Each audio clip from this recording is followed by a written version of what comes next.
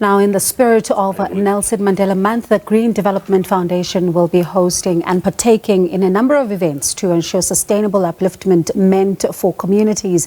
The organization has been selected to be the strategic partner for Mandela Day, and that was, of course, observed on Monday. But it doesn't end there. Mulalo Thabela is the Green Development Foundation Chairperson and is about to tell us more. Thank you so much, Mulalo, for your time. The issue of food security was quite key, this year, especially when you look at the theme even of, Nelson Mandela Month and Day. Let's talk about your contribution then towards this. Thank you, and a good evening to our Africa Mahle. Yes, we're happy that this year we partnered with Nelson Mandela Foundation with the main issue looking at the two things, definitely the issue of food security and also the issue of climate change. And yeah, we did quite a lot in terms of ensuring that we walk the talk, and we can't not walk the talk when we're representing the legacy of Utata Madiba. So we definitely did a lot in terms specifically in the issue of food security. We did quite a lot of food gardens, and all of it we're working on it based on the issue of saying we don't want to do what we have seen during the pandemic, where people were walking all over with food parcels. We believe, and this is our common belief together with the Nelson Mandela Foundation, that we need to have sustainable solution to address food security, and sustainable solution won't be handing out food parcels. That's why we're going all out planting seeds, and those were seeds and seedlings in the entire country, so as to address the issue of food security. And I'm going to get to sustainability in just a moment, but I'd like us to stay with the intersection of food security and climate change, which we also saw, given where we are finding ourselves right now. How important is this going to be for these two not to be treated in isolation, but intersect all the time in response to how things will look like in the future? Definitely, these have got the biggest bearing. You'll understand that you're talking whilst in Africa and in the continent, before even you talk South Africa specifically, the entire continent have got bigger challenges. And I can tell you now that if there's one area where the issue of climate change will hit harder, it will definitely be Africa at large. Why Africa? Is because we depend solely in Mother Nature for our sustenance. So we need to ensure that we tailor-make solutions that will address the issue of both food security and climate change at a go. So our solutions must be tailor-made to fit for Africa, must be tailor-made to fit the continent that solely depend on Mother Nature for its sustenance. Give us a practical, example, because you alluded to this earlier on around, food parcels and making sure that, solutions are sustainable. Food inadequacy and hunger are still a challenge. I mean, you're thinking about poverty-stricken households lacking the money to, buy food and not even being able to produce their own food at the same time. Let's talk about the cushioning then of people like that in what you're talking about, through the seedlings and planting of those, as well as, growing their own vegetable gardens. Definitely, when you talk the issue of climate change, and everyone will come with an idea of saying, amongst others, to curb climate change, we really need to plant trees. But yes, we are having a call here to say, in Africa, the tree you are going to plant, let it be that it's not only a plant that will provide a shade. Can it be that you plant a tree that will also provide food for a black child? And that tree you'll be hitting two birds with one stone. Two birds with one stone, because it's still going to give you the same canopy and all the qualities you're going to get from other indigenous trees, but it's also going to address the issue of food security. That's why we're advocating to say, let's have food trees.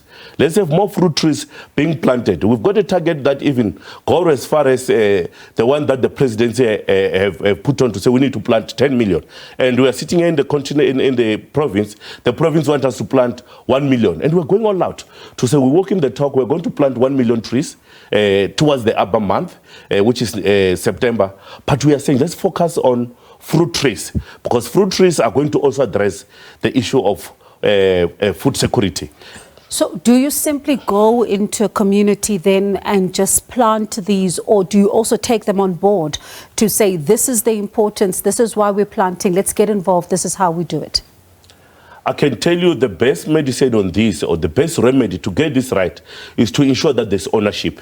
And we are talking to me sitting here in Africa, where people have grown for ages with the sustenance based on what we'll call nomadic life. And nomadic life talks about, amongst others, the issue of of plantation. So from birth, we're born attached to our nature. We're born attached to the issue of planting. So we need to make sure that there's ownership.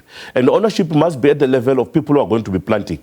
You can't go and impose. You need to make sure that you tell them the importance of these trees and make sure that there's a sense of ownership. And I can tell you, if there's ownership, you'll have these trees being tended properly. You'll have these trees not planted just to ensure that there is a media coverage, but it will be planted for sustenance. And we'll be able to sit at a level where we'll point to say to the next generation, we're handing over a livable community, we're handing over the continent that have got the heartbeat which is coming out of the trees that we're planting.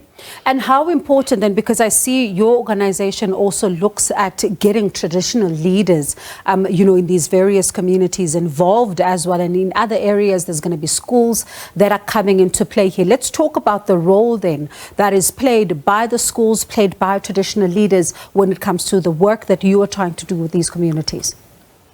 I think we must take it back definitely to look at it to say, I believe, and this is me believing it strongly, to say, if there's one thing that apartheid hit hard on us is to limit or to reduce the power of our chiefs.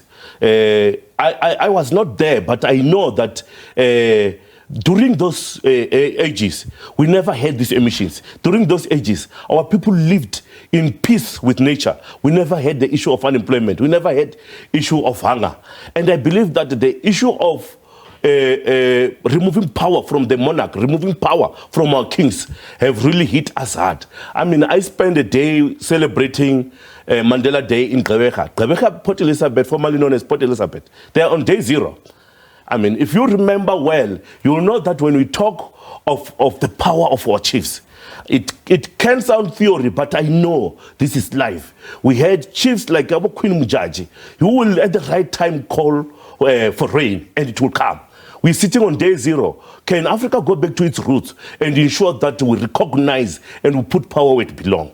And that's why I believe that any freedom that will come without acknowledging the power of monarch, acknowledging the power of our customs, that freedom is not suitable for Africa. In 10 seconds, how then is it going to be a challenge in areas like Gqeberha, who have now, really having these water challenges, day 0, looming, everyone doing all they can to ensure that the situation improves? How difficult is it for the work that you're doing then?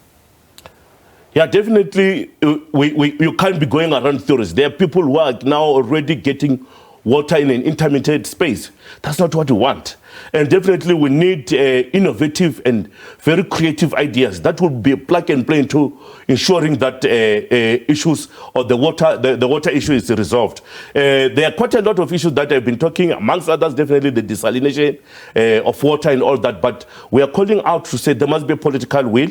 I have seen the play of communities there. They really want this resolved. And I'm optimistic. We are bona fide victors as Africans. We are bona fide victors as South Africa. And I believe that we'll unite and ensure that we come with a makeable solution so that we have a better continent and a better country. All right, let me thank you for coming in, Mulalo. Do appreciate it. That was Mulalo Thabela, who is a Green Development Foundation chairperson, talking about the critical issue of food security, and you're also juxtaposing this with some of the water challenges that we're seeing in other communities.